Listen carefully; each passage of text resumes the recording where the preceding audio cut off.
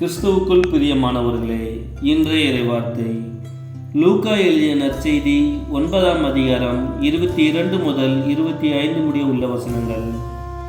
அக்காலத்தில் இயேசு தம் சீடரை நோக்கி, மானிட மகன் பலவாறு துன்பப்படவும் மூப்பர்கள், தலைமை குருக்கள், மறைநூல் அறிஞர் ஆகியோரால் உதறி தள்ளப்பட்டு கொலை செய்யப்படவும் 3ஆம் நாளில் உயிருடன் எழுப்பப்படவும் வேண்டும் என்று சொன்னார்.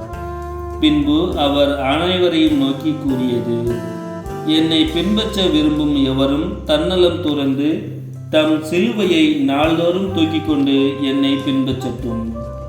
ஏனெனில் தம் உயிரை காத்துக்கொள்ள விரும்பும் எவரும் அதை இழந்து விடுவார். என் பொருட்டு தம் உயிரை இழக்கும் எவரும் அதை காத்துக்கொள்வார். ஒருவர் உலகம் முழுவதையும் தமதாக்கி கொண்டாலும் வாழ்வையே இழப்பாரானில் அவருக்கு கிடைக்கும் பயன் என்ன?